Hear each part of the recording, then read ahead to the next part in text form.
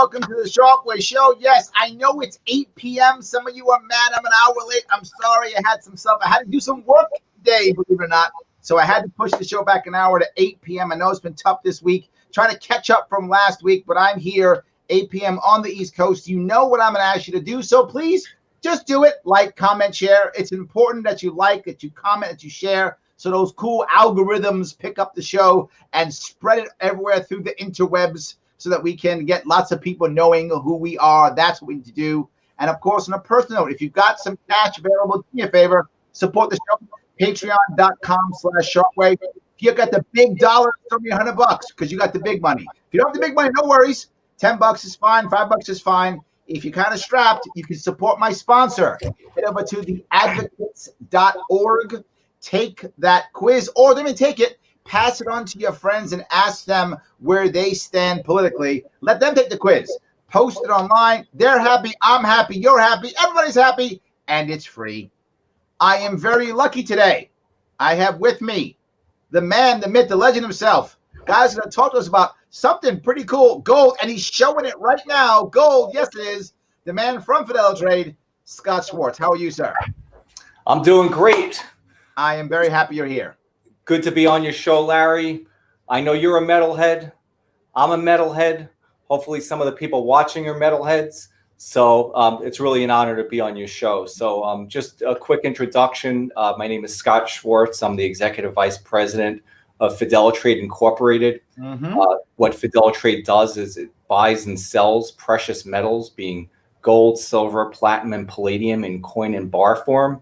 Our headquarters are in Wilmington, Delaware, and I'm fortunate enough to be located in Seal Beach, California. Look at that lucky dog you are. I like that. Yes, by the way, if you guys care, www.FideliTrade.com if you want to check that out on your own. But I got to ask you a more basic question. I mean, I got to be forward with you. I've had dozens of people talk to me about you got to buy gold. You got to buy, and I've been hearing it for years, right? You got to buy gold, got to buy gold, gold. We should go back to the gold standard. Gold is money. Gold is everything. I hear it all the time. But I don't, to be forward with you, most people don't know the difference between buying gold and investment gold, or them having the gold, or trusting you with the gold, or some kind of, scheme that's a gold scheme. You talk about physical gold. Is that right? That's correct. So how does that work? In other words, is it a bad idea to trade in gold stock? Is that a bad idea or just a different idea? Okay, first, I have to say this. The lawyer in me has to give this disclaimer. I'm not giving any financial advice, no legal advice, no tax advice. So for any of the regulators that are watching, I'm absolved right now. I'm not here to give advice. I might be. So maybe I'm the guy. You can get me in trouble. I'm not licensed. They can't take my license because I don't have one. So maybe it's me. I'm the one telling you to buy gold or whatever I'm telling you to do. Gotcha. So when you talk about physical gold, like you said, there's a few concepts that you really need to understand when you're getting into that. So there's unallocated holdings and allocated holdings. Okay. So you might have heard the term London pool. Okay. London pool is basically just an IOU. So if you went to like HSBC Bank and you said, I want to buy 10 ounces of gold today, about $18,000. Okay, I owe you that amount when you make that request. We're not holding it in any form. It's just paper. Got it. And if HSBC goes bankrupt, we know they're too big to fail, but never know. You're done. I might not get my gold. You're a creditor. You're not getting. There's no gold to give. Gotcha. Then there's allocated. So allocated means that you get a specific product. So what I was shining up in my camera before is a very, very popular item. It's the 1 ounce gold American Eagle coin. I've heard about this, believe it or not. I actually have heard this. Okay. Yep. And the other popular coin is the 1 ounce silver Eagle coin. Heard about that too. Yep. Yeah. So FideliTrade is, believe it or not, one of 11 purchasers that can buy directly from the United States Mint. You didn't get that call. Is that a client? Well, Go get it. Hang up. Yep. You can get it. It's all right. That's the glory of live. It's fine. A guy, Austin Peterson got a pizza one time. It's fine. You got to answer the phone. Answer the phone. Kids come in, all good. Absolutely, I love it. Gotcha. So anyway, so what I was getting at, we're one of 11 authorized purchasers from the U.S. Mint and West Point. So our company, FideliTrade, buys directly from the source. Now, in recent years, there have been some concerns about counterfeit coins. Yes, I've heard that too. Yes, I'm actually on the anti-counterfeiting task force that used to be under a group called the Industry Council for Tangible Assets. Yep. And I will tell everyone in your audience, if you're getting a great deal on Facebook Marketplace or Craigslist or Etsy, please, if it seems too good to be true, it's too good to be true. It probably is. If it's less than the value of an ounce of gold, you're probably not getting gold. You're probably getting tungsten. So please be careful. All right, let me go right to a question. I got a couple of them already. Sure. Right away, people are coming up with Bitcoin. Myron's thought yells Bitcoin. Charles says gold is physical, Bitcoin is not. Which one you believe has the value that is sound? Right. Obviously, people are going to look for something that's physical, right? This is a thing. I have nothing against Bitcoin. You might speak to people in my industry that, oh, Bitcoin's the worst, cryptocurrencies are terrible. I like blockchain. I think blockchain is going to revolutionize the financial markets and the way that value gets transferred. But at the end of the day, this Bitcoin product is nothing. Some guy or number of people invented it, and now it's being traded. And whoever the next person wants to, however much the person wants to sell it for, it's going to be bought at that price. Now that it's up at 19,500, who knows if you wake up tomorrow and it's 10,000 and this is a thing. Mm-hmm. Bitcoin is nothing. It's just basically a representation of value. And I'm skeptical of the volume that's published, whether it's real volume or not. They say 95% of it is artificial. I don't know. I know gold, I know silver, I know that it's something tangible. I will give you this little factoid that's really interesting, okay? In 1975, gold was $175 an ounce. And with 14 ounces, you could buy a Volkswagen because it was worth $2,500. 2018, gold was $13.50 an ounce. 14 ounces could buy a Volkswagen. And a Volkswagen in US dollars was $20,000.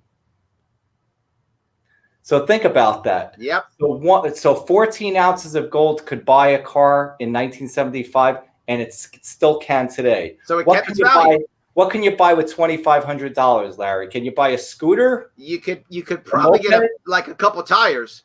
You could probably get a couple tires. So you answered Andrew's question. He said, which is more trustworthy? You answered that question right then and there. Yeah, I will say too, when you come to FideliTrade, or we're not the only reputable dealer out there, but when you go to a reputable dealer, especially the ones that buy directly from the mint because they've been vetted, they have a certain financial amount that they have to attest to when they apply, and they have to have certain internal controls. Sure. You have a choice. When you buy it, you could buy it, have it delivered to you, to your house, and you could hold it at your house.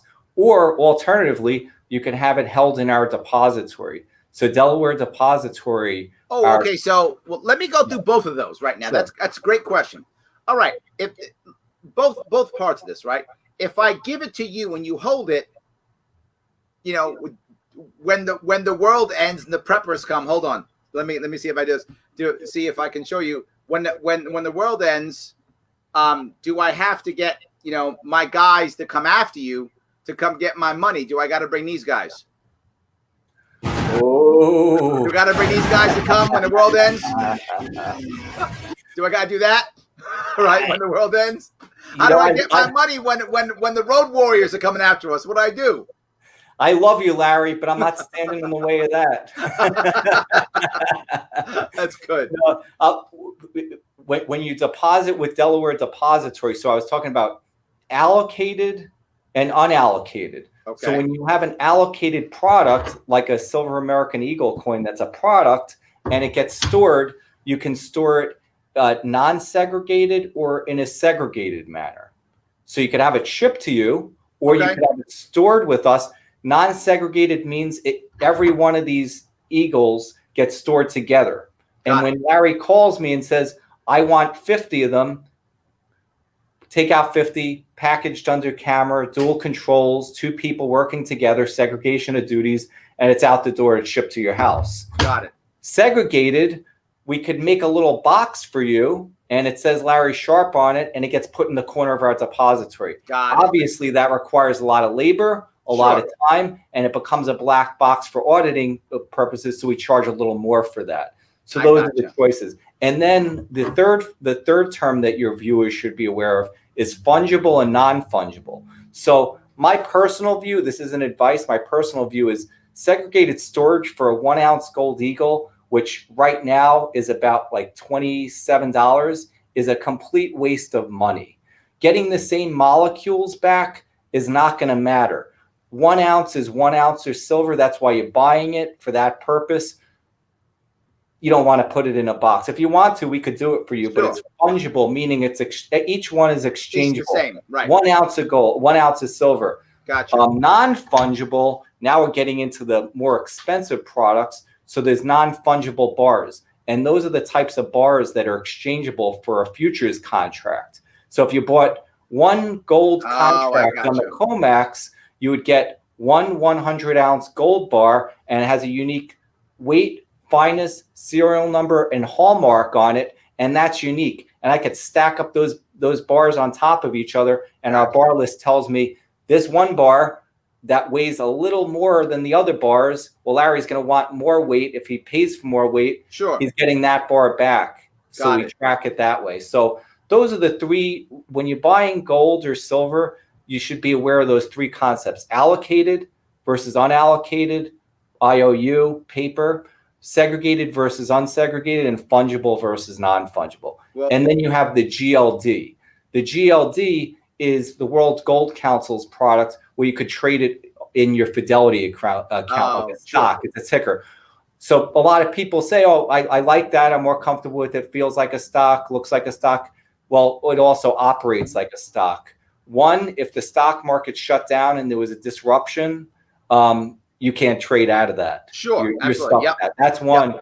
And then number 2, in order to get delivery of physicals at a GLD, my understanding is you need to purchase a basket. And the last I checked, the basket was $18 million.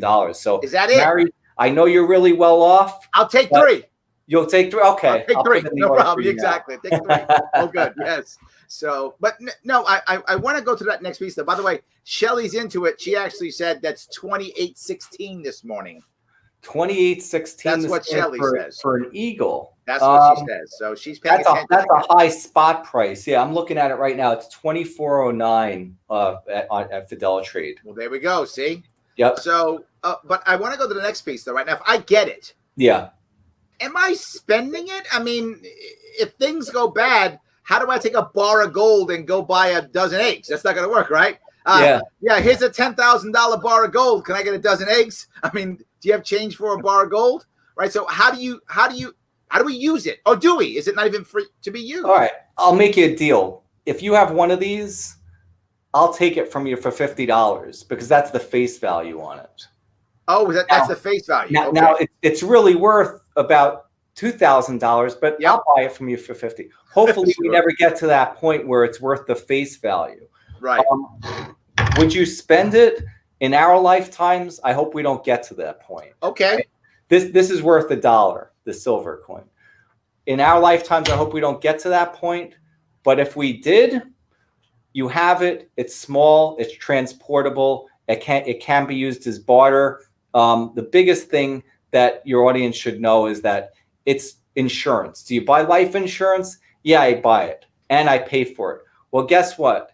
Precious metals operate similarly in the way that if there's massive inflation, now I was very young at this point, but in 1980, interest rates went up to 18%. I know. My parents bought a house and their mortgage was 14%. Or their mortgage in the 70s, it was 14% in the house. Yes.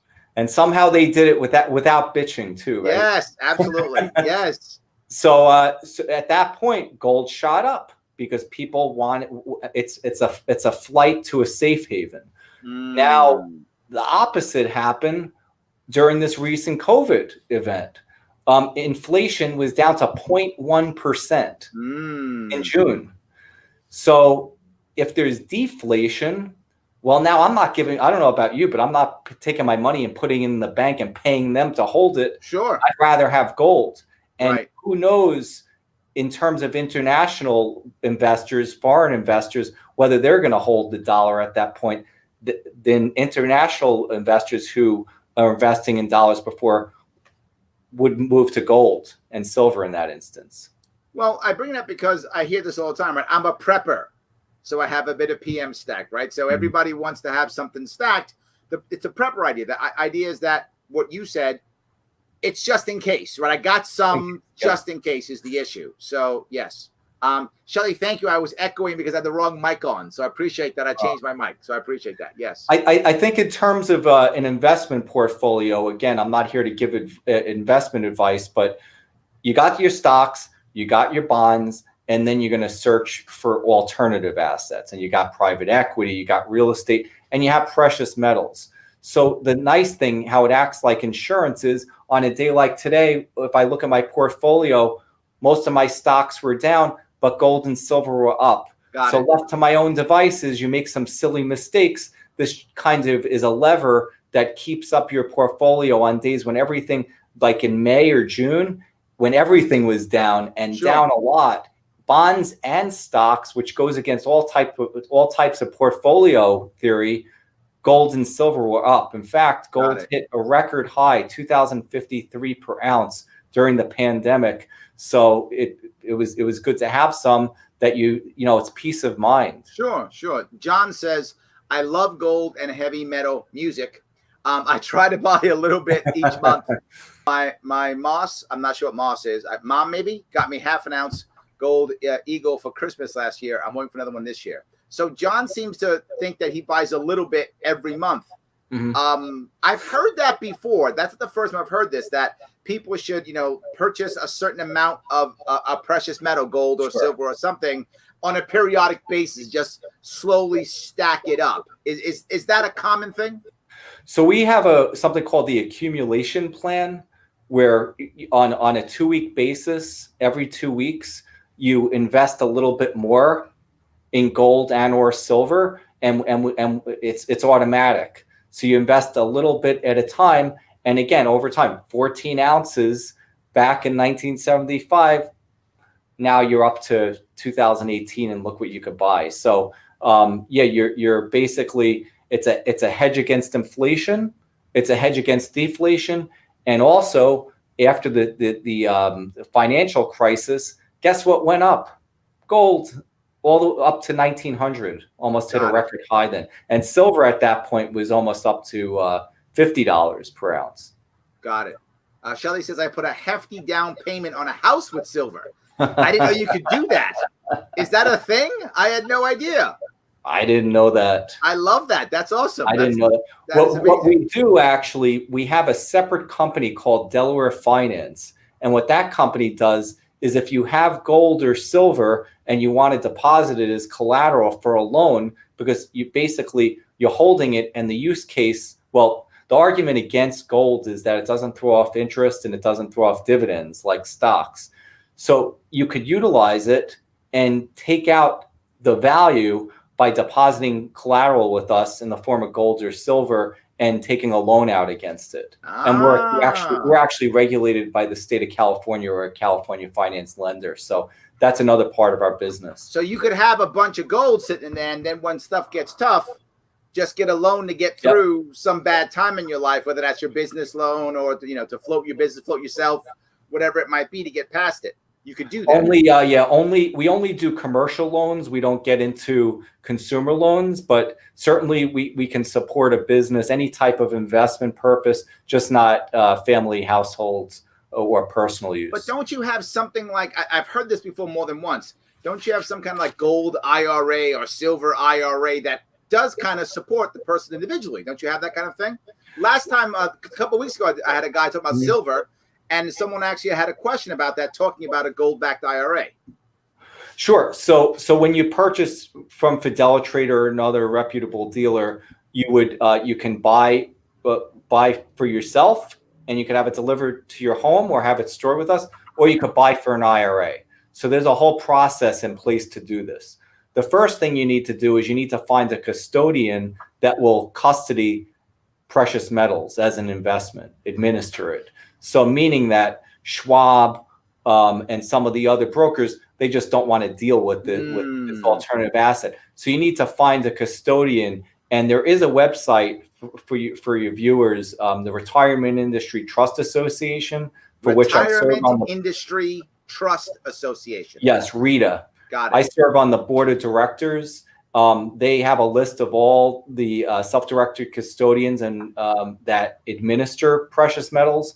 So you need to get the custodian, you fund that account, and then when you're ready to make a purchase, you submit an order to FideliTrade. The custodian pays FideliTrade, and then the metal is stored separately at the depository. And we're a trust company in Delaware. So under the Internal Revenue Code, under some esoteric portion of it, in order to store IRA assets in a depository, it must be a bank, trust company, or credit union. So we became a trust company for that reason.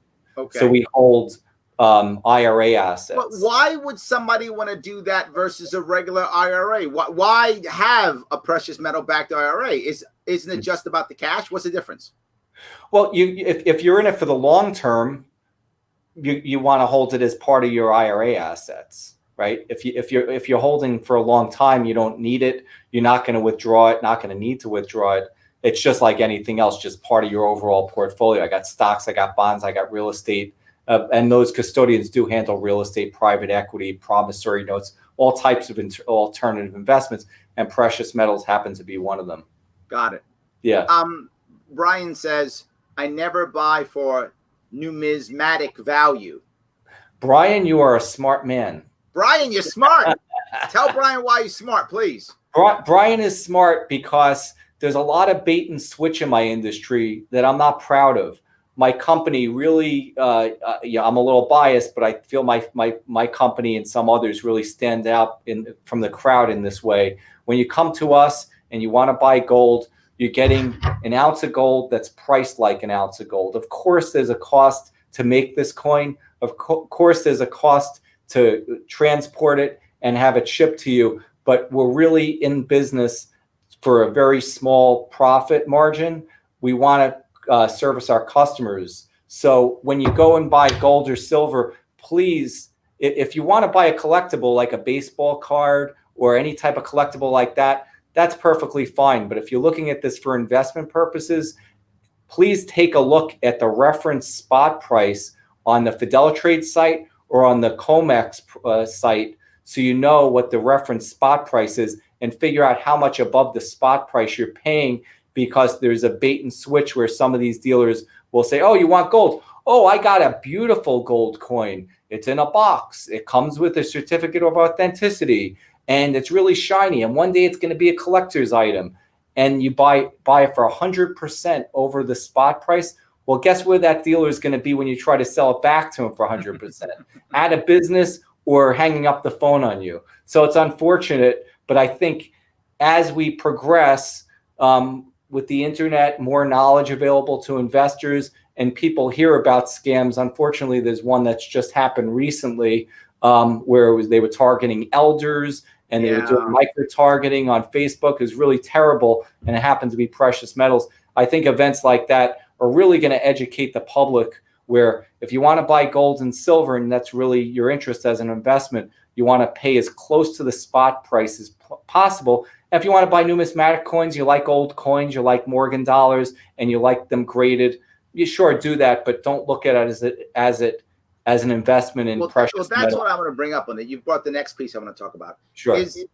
I'm sure people buy gold because, like you said, they just like it, right? So they're buying the collectible piece, and they don't care if they're paying extra or not, because they're never going to sell it. They're going to put it in their, they're going to put it in their cool den and look at it until they drop dead one day, right? They love it. I get that completely. That's one reason to buy something, right? Like you buy a baseball card, right, or something. You're going to keep it forever because you love it. You'll give it to your grandkid when you die, right? That's one reason. Yep. But don't people also buy gold to trade, to make cash, right? To like, I'm going to buy it high, buy it low and sell it high, and I'm going to make money on precious metals. That to me seems that's the exciting part I hear, but that's the one that scares me the most. Is tell me about that. Larry, do you know any day traders that have ever become rich? I only know one.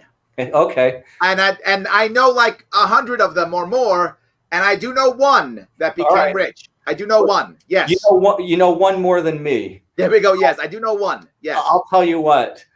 If you're going to time the market in precious metals, you're in for a world of hurt. Okay. It's not like a stock. You don't have financials. There's no inside information. It's a world market. You're not just dealing with bullion. You're dealing with jewelry. You're dealing with manufacturing items. When you get into palladium and platinum, you're dealing with like catalytic converters on cars.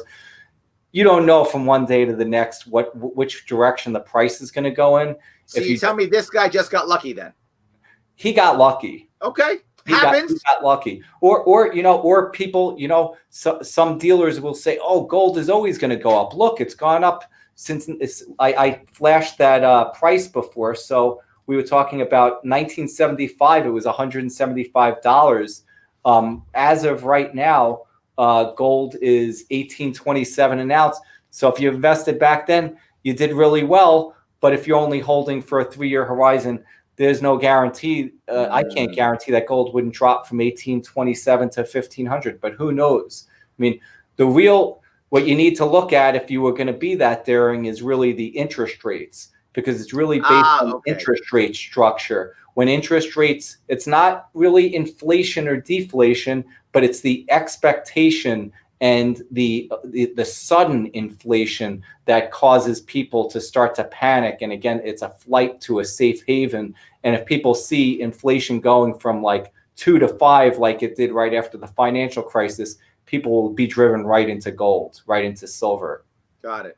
Yeah. All right. Andrew asked a specific question. I'm not sure I get this. Maybe you do. If Biden's pick for Treasury Secretary, is Biden's pick for Treasury Secretary trustworthy, especially if gold is up in 2021? And what would happen to the gold standard if Biden is picked by the Electoral College? I'm not sure I get the question. I think what Andrew's saying is, assuming that Biden gets picked and he's the president, do you personally have trust or feel good about Biden's Treasury Secretary? Oh, you mean Yellen? Mm-hmm. Oh, okay. It seems like I'm no monetary expert, but I do a lot of reading. I study the market a lot. It seems like the Fed's back is against the wall. Can they really raise interest rates right now? How are they going to raise interest rates? And all these people are out of work and suffering.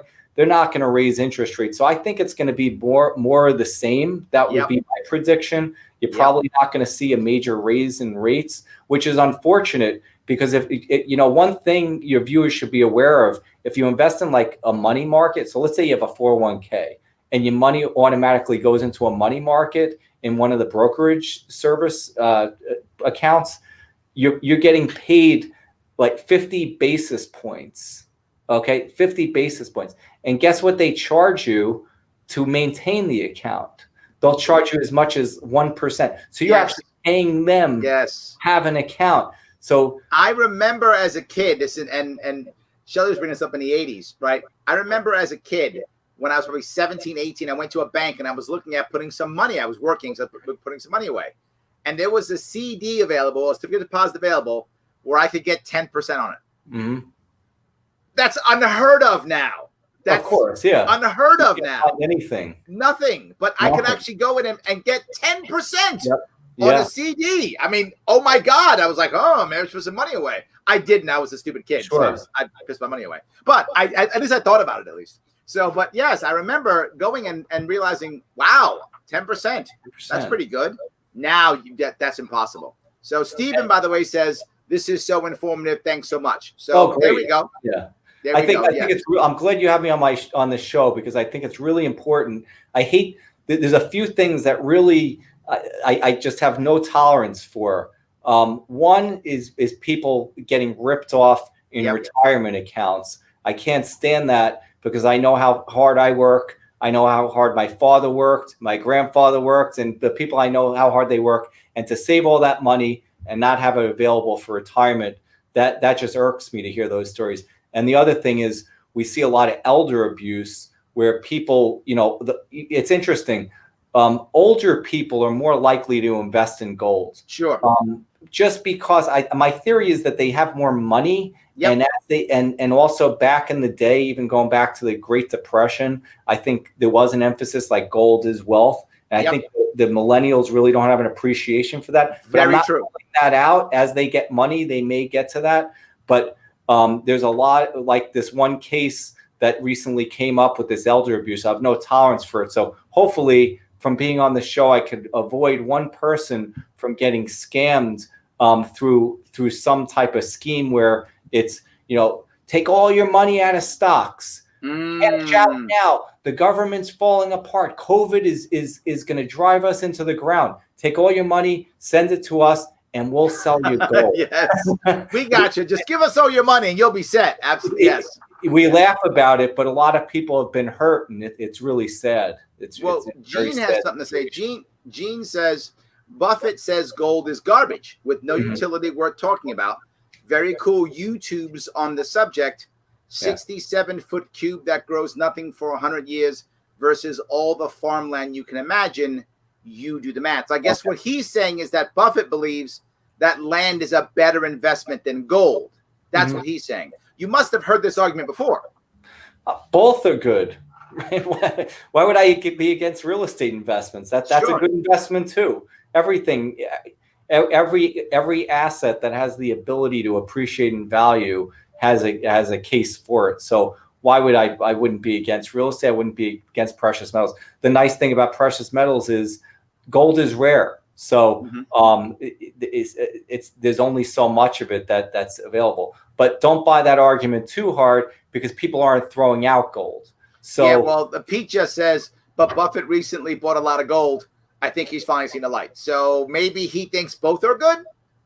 It's surprising to me that Buffett is so against gold, but then again, doesn't he have an ulterior motive that he owns this Berkshire Hathaway and has all stock and he wants people to invest in there? I mean, he seems like a good guy, but who knows what his motive is in that case. Sure. And it's not for everyone. Some people don't believe in it, and that's fine.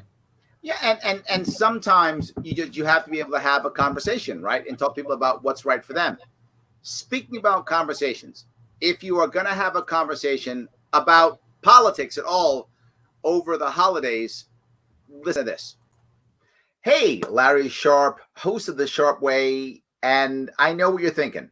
Election's over, holiday season is here. I've got to have conversations with family and friends after this. I know. It can be tough. How do you restart that? How do you reconnect?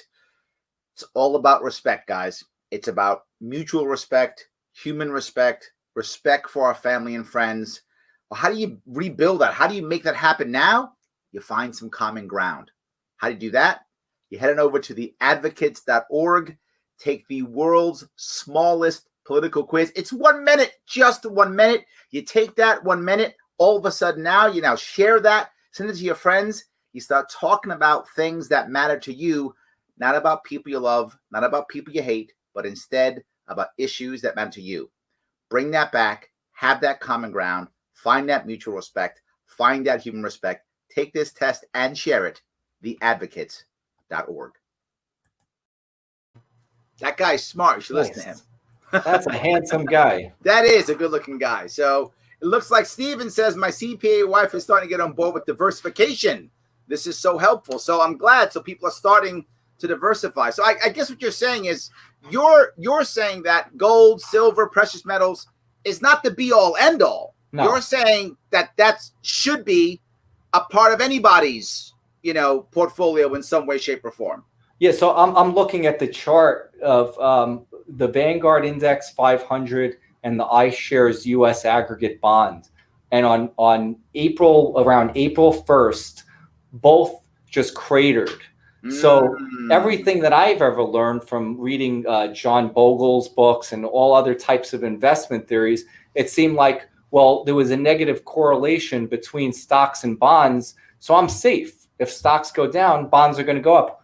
No, not during COVID. They both crashed at the same time. So that's a good investment case for gold and silver, where if you had a family emergency at that moment and you needed to cash out, at least you have a buoy to your portfolio where you can go and sell that and you're not down by that much. I'm not advocating putting a lot, meaning, over 10, 15% of your portfolio in it, but something within 0 to 10% could be prudent depending on what your investment needs are. Stephen brings up the idea of old comic books. Yeah. The era. And I think he's right? I mean, when I was a kid, and I tell this story with some horrible regret, I was a huge comic book fan when I was a kid. Yeah. And this is back 70s and 80s. Literally, I had subscription and they would mail the comics to me. I would get them in the mail every month as they came out. I would actually get them on. I'd read and put them on a plastic. I had a whole deal. I had Avengers #1. I had the origins of Iron Man. I had comics that now were 10, 20, 30 grand. That's how much I had. I went to the Marine Corps. My mom threw them all out. Oh. All gone. She thought, he's an adult now. He's a Marine. He doesn't need these dumb comics anymore. All gone. And I literally today would have been worth, I don't know how much, hundreds of thousands of dollars. I had so many comics from the 70s and the 80s. And I used to go to conventions and I would buy them. I would buy the comics for I bought Avengers #1 for $40 in 1980 or something. I mean, and that was a lot in 1980. Now that thing's worth, I don't know how much, but yes. So you could get them graded actually. So just like coins, you could send them into a professional grading service and you get them encapsulated and they get graded. So old comic books, if that's what you enjoy, great. I have a worse story about my baseball cards. So in the mid 80s, when I loved baseball, I went and collected baseball cards from 1985 to 1988, thousands and thousands of baseball cards. I even got a newspaper route to buy Newsday route to buy a Don Mattingly 1984 rookie at the local VFW hall. Wow. I paid $63 for it in 1985. Guess what it's worth today, Larry? Tell me. $11. Oh my God. So now it's just basically it's in a storage unit. It's sitting there, sentimental value. But people like stuff and people have certain affinities for things. Nothing wrong with comic books. But if you're going in to buy bullion, please keep it separate. It's an investment. Keep it separate from buying a hoochamajig, a coin that is going to be sold to you and packaged in a way where I came to buy gold and I walked out with a story and I'm paying 100 to 200% over that spot price. Yeah. No, and I agree. Sometimes you want to buy a story, but we should know that we're buying a story. Exactly. And be aware that I'm buying a story. You got to know. And Google is your friend. Yeah. I would still be happy to have a Don Mattingly baseball card. I'm just telling you. I wouldn't want to sell it. I'd be happy to have it. I would. So I'm glad I have it. Yes, absolutely. I don't know if it was worth it to pedal uphill with newspapers for it. That's good. Well, now you have a story. There we go. Yes. So let's see here. Look here. I have a #1 1967 Marvel. I think Avengers #1 though was 63. I don't know how I remember that, but I'm pretty sure it was 1963. All the 60s Marvel comics are amazing because all the movies came out, so they're worth $1 bazillion. Absolutely. So memorabilia is fun. Yes. And keep one important thing about IRAs: you cannot invest in collectibles in an IRA. So just make sure you're aware of that. You can't put a comic book in there. You can't buy a rug. You can't buy art and put it in an IRA. That's completely prohibited. So if a bullion dealer tries to sell you a numismatic coin, it's not for an IRA. You could buy it and you can display it in your home. Another thing to keep in mind is this was happening a couple of years ago. I think it's ended, but that people were selling the idea of a home storage IRA. which totally doesn't make sense because the assets of an IRA are supposed to be held elsewhere until retirement or early withdrawal. Well, they're not supposed to be on your mantle, and the IRS spoke up about it. So that's another no-no. Do not buy anything in an IRA, including a gold coin, and put it in your house because that's a distribution from your IRA, and you'll be taxed and penalized 10%. Well, there we go. Yep. So Brian thinks we're not going to be going to the gold standard anytime soon. He thinks he's going to keep printing money.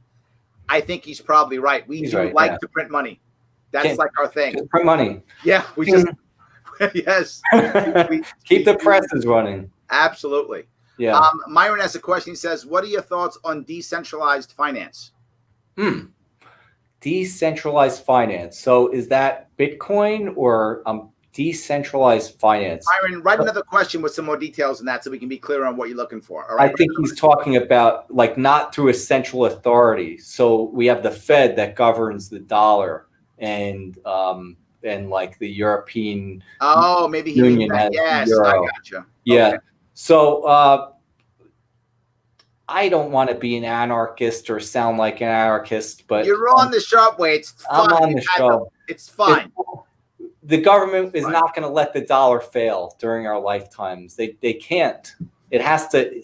They have to just keep printing and keep having people believing in it so that it can keep going. Once it stops, we're going to have a problem. So I do have a theory that we will wind up with something called a Fed coin. I'm with where you. At some point we'll be trading it like a Bitcoin, but it's not going to be Bitcoin. It will be monitored by the government, and of course that will overcome any type of anti. And they'll money somehow laundering. outlaw Bitcoin in some way, shape, or form, and punish you or tax you on it or something. They should just rename Bitcoin. But are you familiar with Mt. Gox? Yes, absolutely. Yeah. Yes. What a disaster. Absolutely. See, in a minute, a hack could lead to everything just being gone, right? In our depository, the weight of this metal is security. Yep. You're not getting out without a tractor trailer. If you happen to watch, did you happen to see I think it's on, is it Netflix or Amazon Prime? I don't remember where it is. It's the series Mr. Robot. Did you happen to see it? No. Good. It's 4 seasons. The first 3 seasons are good. The last season, take it or leave it. Right. But the concept behind it is hackers affect the money. I don't want to say how it works in case anyone's going to watch it. But to your point, hackers affect the money, and they have to start looking. Do we go to the dollar? Do we go to a Fed coin? In the series, they call it the e-coin. But it's a Fed coin, right? Do we go there? What do we do? How do we stop Bitcoin? Do we deal with Bitcoin? So all those things are kind of brought up in that series. So I appreciate you bringing that up. Shelly says he withdrew a CD at 14% in the 70s. Wow. Yes. Andrew says he agrees he's a millennial, and he agrees that most millennials don't see the value in gold. I think it's true. Most don't. I don't think that student debt is a killer. It's just a killer. So how are they going to afford? I don't think many are in line to pay, $1,950, $2,000 for this coin. They're just not. Now, yeah, well, they're going to hope that Uncle Joe Biden. They're going to hope that Uncle Joe Biden gets rid of all the debt. That's right. If Uncle Joe writes a check with the money machine that just makes more money and pays off all the debt, then we're good. Maybe they'll find gold. I know that's going to happen, because I paid off all my law school debt. Now that I paid it all off, that will definitely happen. Yes, absolutely. That's the only guarantee I could make on this show today. Brian asked, could you explain load and no load gold funds for those that don't know? Okay. So he's talking about mutual funds that have a load when you first invest. So you're paying a percentage to get into the funds. And again, keep in mind, you don't actually own the physical, you own shares. And I have nothing against GLD. I know some of the people that work at World Gold Council. They've done a phenomenal job. In fact, I believe they have the largest ETF in the world. So they do a good job. That's an ETF. There's mutual funds too, but you will not be able to get the physical. If you are getting into a mutual fund that holds gold, please check the prospectus to see if you could redeem your shares for physical at some point.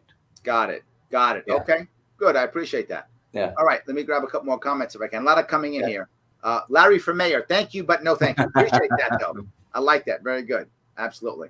So John says land and gold are both good, but gold is more liquid. I think that's what you were saying. You were saying the same thing, that no matter what, you could make it happen, right? You could use the gold if you had to for anything, right? I think that's really what it was. Yeah. And one thing is if you take it out, so people say the only gold you own is the gold you hold, meaning that you want it delivered to you. And I do agree with that, because over the years have been many frauds where a dealer will say, okay, I'm selling you this, I'm going to hold it, I'll give you statements. And then it turns out in one instance, the FBI came into a vault and there was a piece of wood that was painted gold, but there was no gold in the vault. Wow. So there are schemes like that.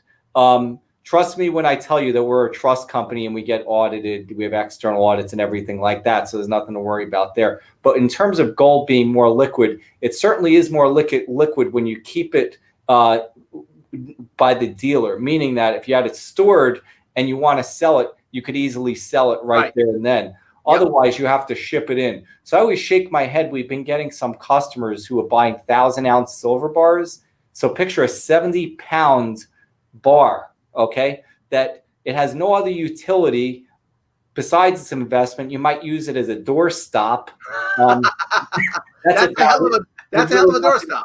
And I shake my head when people decide to have it shipped to their house and then they want to ship it back in to have it sold.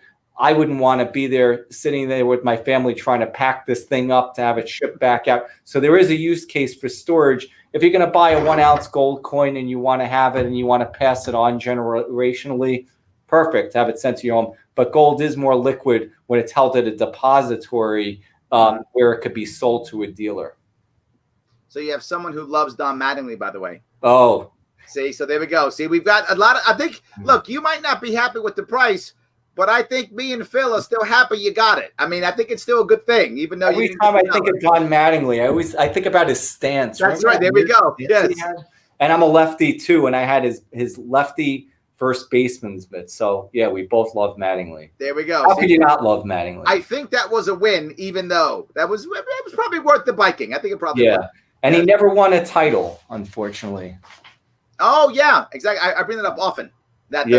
The only time in Yankees history until just recently was the only decade that we hadn't won a championship was the 80s.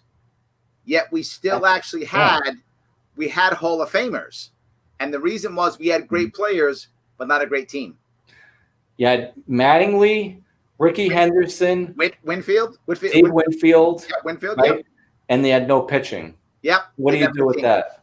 They had some good players, but not a good team. No. Yes. Not a good team. That's one thing we didn't have. Yes. Andrew says his grandmother threw out his my mom's Archie comics during the 80s. Yeah, the parents. See, the young didn't know the gold value and the older didn't know the comic book value. See that? Don't throw out gold. There we go. That's advice that I will openly give. Don't throw out gold. There we go. I'm happy to give you that. Absolutely. Incidentally, with Bitcoin, there's there was an instance in the UK where a guy threw out his cold wallet device, and on that cold wallet device, he had like $15 million in Bitcoin in it, and he was going to have the whole place dug out and everything. So that, again, since it's just electrons, if you take it as I believe you should, take it off a Coinbase and put it on a cold wallet and you store it, you better take care of that hard drive, or else done. Are you saying that you don't think you should keep it on Coinbase? Coinbase has procured insurance recently, so they say they're insured if there was a big hack. I'm skeptical to see if they could cover all the claims. I would say most preppers, most Bitcoin investors would say buy it on Coinbase, get it off, put it on a Trezor or a keep key device, and put it in a safe and put it away. And make sure you buy at the right time, because right about now at its record high, I'm about break even. yeah. It's probably not that good to buy then. Yes, I know. But I guess the greatest thing about I think about that is, being in the Liberty movement, people told me about Bitcoin years ago, and I just ignored them. And I wish I hadn't. So I wish I hadn't at all. Yes, it's terrible. So let me ask you, is there anything else you want to bring up before we wrap this up, Scott? No, I just think it's really important for people to be informed. Google is your friend. So number one, if you come to FideliTrade or another dealer, do price discovery. Make sure you're getting a good deal. And two, be very, very, very careful if you're buying on Facebook Marketplace and the coin is $12 and the spot price of silver is $23. You're probably not getting what you think. And the fakes are really starting to get good. I've seen fake coins at shows that the FBI have, and I can't tell the difference between that coin and a real coin. So you need to be really, really careful when you're going into those marketplaces. And the wholesale distribution network coming straight from the mint, no worries. But once you get into those, the Etsy's and the worst is what's that Chinese eBay? Yes, Alibaba. Alibaba. Yes, and the other one, Wish. Wish. I don't know that one, but Alibaba probably has the largest amount of counterfeit items sold, including bullion, of any marketplace. So be careful. Absolutely. So for more information, guys, please head over to www.FideliTrade.com if you want some more info. And of course, if you can support the show, I hope you were able to put a bunch of money into gold and it blows up and you make tons of money, maybe on Bitcoin, and then throw some money my way. Patreon.com/Sharpe Way. Help me keep this show going. I appreciate it. I need to pick up some more bodies to help this show move out and rock and roll. And of course, always support the Advocatesorg. We are trying to get people to see where they stand politically, so they want to have good conversations, not just yell left and right and my guy's right and the other guy's right. So yes, by the way, you got a good one. Myron says, I like this guy. All good. I like Myron. There we go. Oh, good. Well, Scott, thank you so much for coming today. I appreciate it. Everybody else, thank you so much for watching. I will see you all tomorrow, but tomorrow will be at 7. I promise. I won't be late this time. I will see you all tomorrow at 7.